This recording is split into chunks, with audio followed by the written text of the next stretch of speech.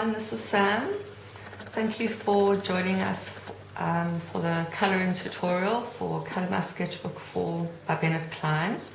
Today we're going to be colouring this beautiful design Tiger Queen.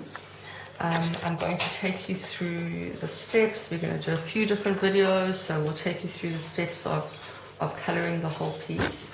I've been playing around with a technique of layering colour, so this just gives you an idea of where we're going, what we're kind of aiming for.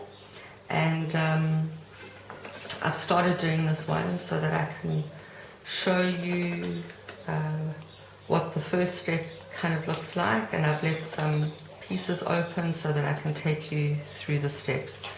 The materials that we're going to use today, well, for this particular first step, you're going to need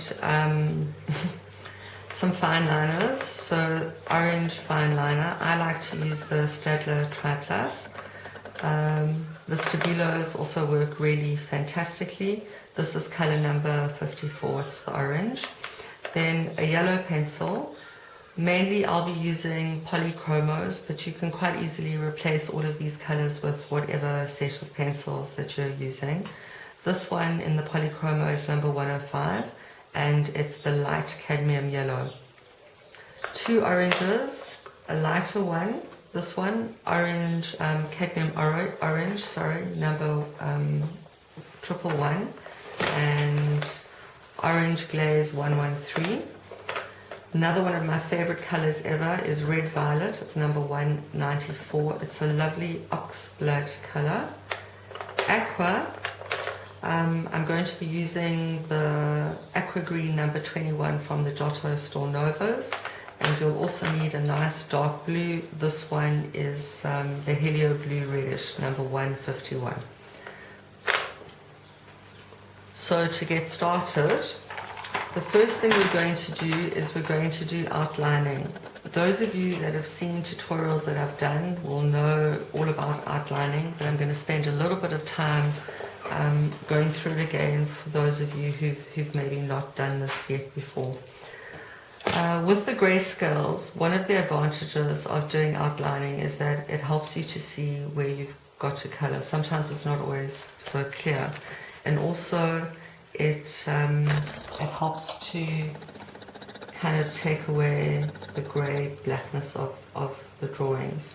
So with outlining, I find that if you can do as much of it as possible without lifting your hand, that's quite good. You want to try and do stuff in an even kind of way as possible. It's not critical that you get this perfect. In fact, I actually kind of like it when the outlining is a little bit imperfect. It starts to create interesting places for you to color. So there you can see I've done that piece. I'm going to carry on. In choosing colors for outlining, I like to choose the lightest possible color for the area that I'm going to do, so that at the edges of it, it kind of gives you a foundation, if that makes sense, for some color to show through.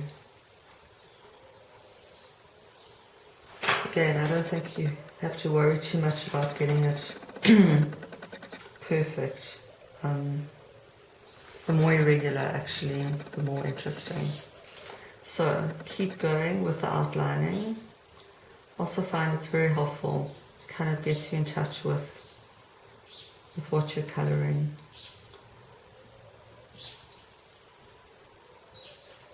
Just going to do this one, finished. Also, if you can think about coloring on the, outlining on the inside of the line, for example, that's the shape. And then also this one, which is the other shape, and you'll see that you will get darker lines where the two connect with each other, but you do want that because there are different areas that kind of connect with each other. So inside and outside the line.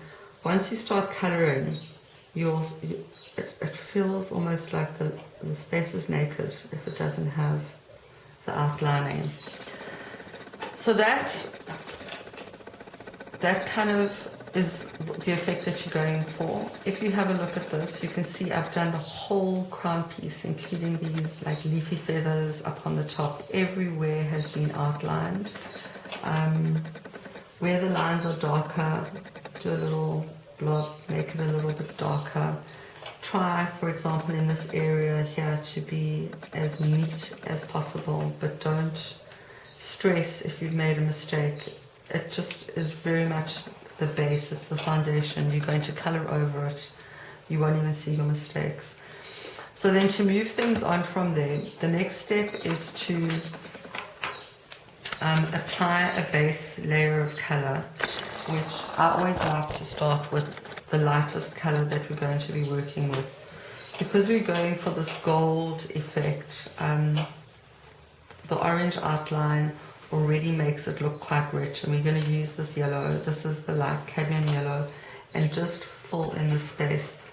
For some of you, coloring like this may be I feel a little bit like what's going on here. You want your first layer to be very, very, very light, to not even be perfect. Because we're going to be building this up in color, we want a little bit of gap in color. We don't want everything to be too solid. So if you can bring yourself to be able to color less rather than more, as we build up the color, you'll start to see that it makes sense.